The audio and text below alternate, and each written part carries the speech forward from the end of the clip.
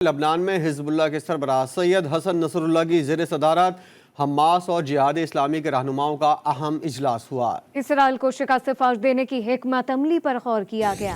اسلامی مزاحمتی تنظیمیں اسرائیل کو شکست فاش دینے کے لیے پرعزم۔ اسرائیل کے خلاف مکمل فتح کے حصول کے لیے کیا حکمت عملی اختیار کی جائے، اسلامی مزاحمتی تنظیموں نے سر جوڑ لیے۔ حزب اللہ کے دفتر سے جاری بیان کے مطابق حزب اللہ کے سربراہ سید حسن نصر اللہ کی زیر صدارت اجلاس میں جہاد اسلامی فلسطین کے سربراہ زیاد النخلہ اور حماس کے نائب سربراہ صالح العروری شریک ہوئے۔ اسلامی جہادی تنظیموں کے قائدین نے طوفان الاقصی میں اسرائیل کو شکست فاش سے دوچار کرنے کی حکمت عملی پر غور کیا۔ غزہ اور مغربی کنارے میں نہتے فلسطینیوں پہ اسرائیلی حملوں کو ناکام بنانے کے اقدامات پر بھی غور کیا گیا۔ اجلاس میں لبنان اور مقبوضہ فلسطین کی سرحد پر اسرائیل کے ساتھ جھڑپوں سے پیدا شدہ صورتحال پر بھی غور کیا گیا۔ اطلاعات کے مطابق 7 اکتوبر سے اب تک حزب اللہ کے 40 مجاہدین بھی اسرائیل سے جھڑپوں میں جام شہادت نوش کر چکے ہیں۔ دوسری جانب ایرانی پارلیمنٹ کی دفاعی اور خارجہ امور کمیٹی کے سربراہ واحد جلال زادہ نے قطر میں حماس کے سربراہ اسماعیل ہانیہ سے ملاقات کی۔ واحد جلال زادہ کا کہنا تھا کہ فلسطین اور مزاحمتی تحریک کی حمایت میں ایران کے تمام طبقات یک آواز اور متحد ہیں۔ حماس کے سربراہ اسماعیل ہانیہ کا کہنا تھا کہ فلسطینی مزاحمتی تحریک سمجھتی ہے کہ صہیونی حکومت کمزور ہو چکی ہے اور آپریشن طوفان الاقصی سے ظاہر ہوتا ہے کہ قابض حکومت خاتمے کے قریب ہے۔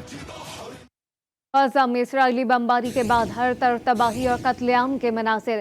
فلسطینی شہداء کی تعداد 6,500 سے تجاوز کر گئی ہے، جبکہ 17,500 سے زیادہ زخمی۔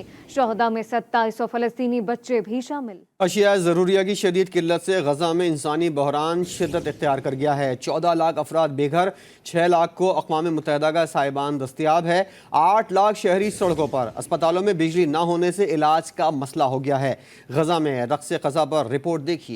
اقوام متحدہ کی سیکورٹی کونسل میں مشرق وسطی کی صورتحال پر اہم اجلاس ہوا۔ اجلاس میں یو اے ای کی وزیر مملکت برائے بین الاقوامی تعلقات رحیم الہاشمی نے کہا کہ حماس کا 7 اکتوبر کو اسرائیل پر حملہ صفاقانہ اور گھناؤنا تھا۔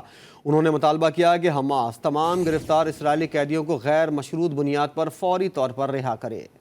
فلسطینی اتھارٹی کے صدر محمود عباس نے عالمی برادری سے مطالبہ کیا کہ نہتے فلسطینیوں کے خلاف اسرائیلی جارحیت رکوانے اور مسئلے کے 2 ریاستی حل کے لیے کردار ادا کریں۔ رام اللہ میں فلسطینی اتھارٹی کے ہیڈ کوارٹرز میں فرانسیسی صدر ایمانوئل میکرون سے ملاقات میں صدر محمود عباس نے حالیہ جنگ کا ذمہ دار اسرائیل کو قرار دیتے ہوئے کہا، کئی ممالک ہمارے لوگوں کے خلاف اسرائیلی جارحیت کی حوصلہ افزائی کر رہے ہیں۔ صدر محمود عباس نے مکمل جنگ بندی اور غزہ میں محصور فلسطینیوں کے لیے پانی، خوراک، دواؤں اور ایندھن کی ترسیل کے لیے رفح کراسنگ کھلی رکھنے پر بھی زور دیا۔ Chairman Peoples Party Bilawal Bhutto کی اسلام آباد میں فلسطینی سفارت خانے آمد۔ چیئرمین پیپلز پارٹی نے فلسطینی سفیر احمد جواد امین سے ملاقات کی۔ بلاول بھٹو کا غزہ کی صورتحال پر تشویش کا اظہار۔ بلاول بھٹو کا کہنا تھا کہ پاکستان اس کٹھن وقت میں فلسطین کے عوام کے ساتھ کھڑا ہے۔ پیپلز پارٹی کی قیادت نے پوری دنیا میں فلسطین کا مقدمہ لڑا۔